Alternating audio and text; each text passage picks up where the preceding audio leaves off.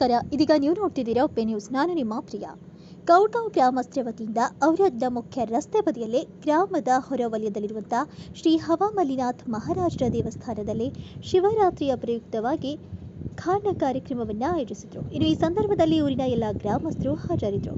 ಇನ್ನು ರಮೇಶ್ ಕಾಜ್ಲೆ, ವಿಜಯ್ ಕುಮಾರ್ ಮಲ್ಲಪ್ನೂರ್, ರಾಜ್ಕುಮಾರ್ ಕೋರೆ, ಬಸವರಾಜ್ ಮೈಲಾರೆ, ಸಂದೀಪ್ ಯರ್ನಳ್ಳಿ, ಶ್ರೀಧರ್ ಪಾಟೀಲ್, ಮಹೇಶ್ ಪಾಂಚಾಳ್, ಪ್ರಭು ಕುಸ್ನೂರ್ ಇತರರು ಈ ಸಂದರ್ಭದಲ್ಲಿ ಭಾಗಿಯಾಗಿದ್ದರು.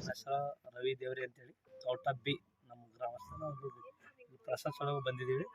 ನಾವು ರೈತ ಸಂಘದ ಅಧ್ಯಕ್ಷ ಇದ್ದೀವಿ.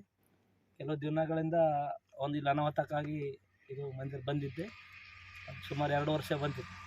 ಆದರೆ ಮೊನ್ನೆ ಮಹಾಶಿವರಾತ್ರಿ ದಿವಸ ರುದ್ರಾಭಿಷೇಕ ಮಾಡಿ ನಿನ್ನೆ ಮಾಡಿ ಇದಕ್ಕೆ ಒಂದು ಮೂರ್ತಿ ಮತ್ತೊಮ್ಮೆ ಪುನರ್ಸ್ಥಾಪನೆ ಮಾಡಿ ಈಗ ಕೌಟ್ಗಾಂವ್ ಗ್ರಾಮಸ್ಥರು ಎಲ್ಲರೂ ಕಲ್ತು ಒಂದು ಮಹಾಪ್ರಸಾದ ಮಾಡಿಸಿದ್ದಾರೆ. ಸುಮಾರು ಜನರುಗಳು ಬಂದು ಒಂದು ಮಹಾಪ್ರಸಾದ ತೆಗೆದುಕೊಳ್ತಾ ಇದ್ದಾರೆ. ಒಳ್ಳೆಯ ಕಾರ್ಯಕ್ರಮ ಆಗ್ತಾಯಿದೆ. ಇದಕ್ಕೆ ಹಿಂಗೆ ಎಲ್ಲ ಸಾರ್ವಜನಿಕರು ಸ್ಪಂದನೆ ಮಾಡಿ ಇದಕ್ಕೆ ಮುಂದೆ ಬರಂಗೆ ಮಾಡಬೇಕಂತೇಳಿ ಎಲ್ಲ ನಮ್ಮ ಆಜುಬಾಜು ಹಳ್ಳಿಯ ಎಲ್ಲರಿಗೆ ವಿನಂತಿ, ಕಳಕಳಿ ವಿನಂತಿ.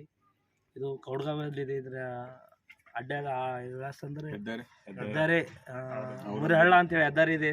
ಈ ಹೆದ್ದಾರಿ ನಮ್ಮದು ಅವರ ಹೆದ್ದಾರಿ ಇದೆ. ಅದಕ್ಕೆ ಎಲ್ಲ ಜನರಿಗೆ ಏನು ಕಳಕಳಿಗೆ ಏನಂತ ಅಂದ್ರೆ ಇದು ಒಂದು ಮಂದಿರ ನಾವು ವಿನಯಕ್ಕೆ ಭಾಳಷ್ಟು ಕೆಲಸ ಮಾಡೋದಿದೆ.